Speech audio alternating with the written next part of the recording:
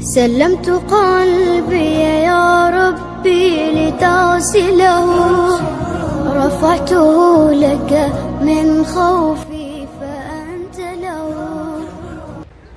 في نظري الله جل وعلا في خلقه للإنسان كيبين لنا بأنه هو القادر والأقدر، وكتحقق هاد القدرة دياله سبحانه وتعالى في واحد المقاربة اللي هي صعيبة بزاف، وفي واحد جوج معادلات متناقضين.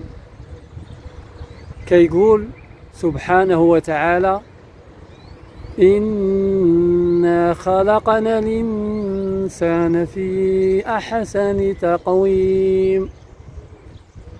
إذن هذه الآية هي المعادلة الأولى اللي كيبان من خلالها بأن الله سبحانه وتعالى خلق الإنسان في أحسن صورة، بالنظر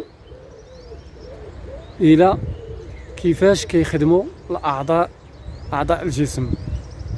يعني لو كان نشوفوا كيفاش كيخدموا الرئتين مثلا والقلب والعينين، وحتى جهاز المناعة، غادي نلمسوا قدرة الله سبحانه وتعالى.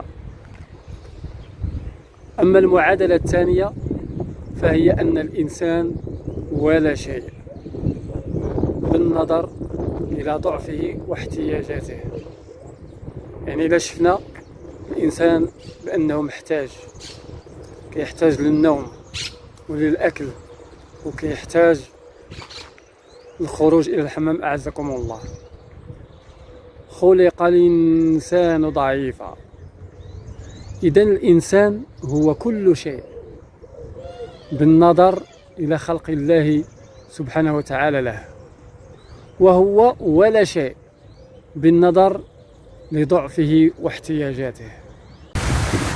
مخلوقون من نطفة وأصلنا من طين، وأرقى ثيابنا من دودة، وأشهى طعامنا من نحلة،